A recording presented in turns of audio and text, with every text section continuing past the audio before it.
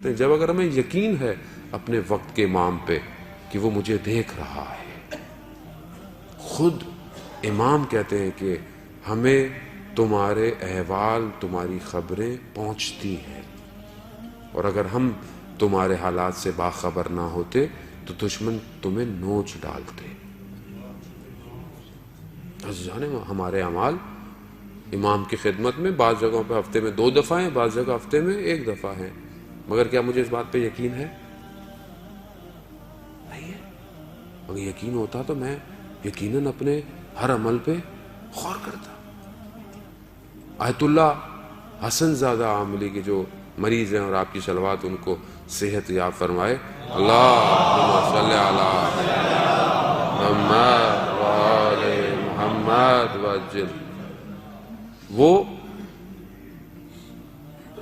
چھٹیوں میں، گرمیوں میں شمال جایا کرتے تھے کہ موسم تھوڑا ٹھنڈا ہے، اور وہاں پہ بھی جا کے اپنی تعلیم کا، پڑھائی کا سلسلہ جاری رکھتے تھے۔ تو وہاں بچے تھے، بچوں نے تھوڑا سا شور مچایا، انہوں نے بچے کو ڈانٹا۔ یہ واقعہ ان کے داماد نے نقل کیا ہے۔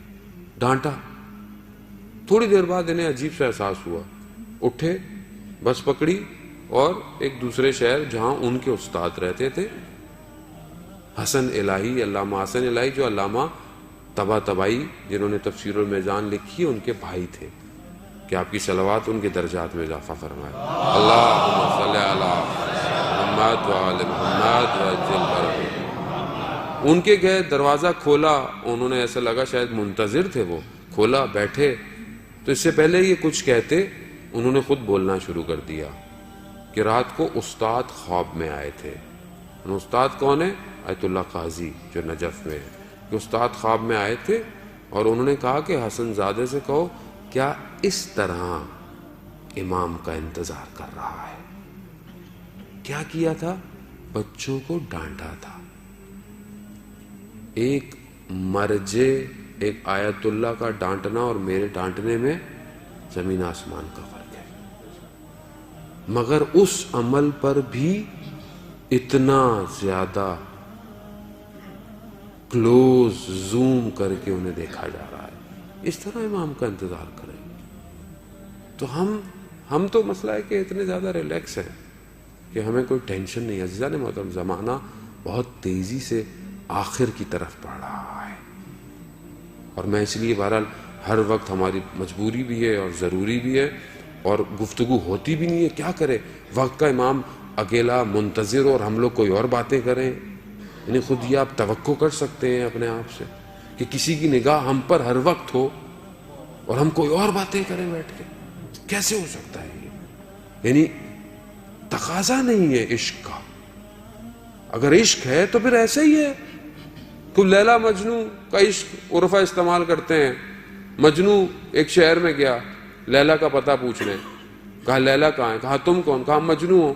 کہا تمہیں پوچھنے کی ضرورت تو نہیں ہے، تمہیں تو خوشبو آ جانی چاہیے لیلا کہاں ہے۔ گیا، دروازہ کھٹکھٹایا، اندر سے آواز آئی کون؟ کہا میں۔ کہا ابھی تک میں ہی ہو۔ واپس چلا گیا، پھر کئی عرصے بعد واپس آیا، پھر کھٹکھٹایا، کہا کون؟ کہا تم۔ کہا اب سمجھ میں آیا ہے۔ تو وہ بلے شاہ کہتے ہیں میں ناہی تو ہووے، میں ٹراں راواں تو ہووے، میں بولاں حرف تو ہووے۔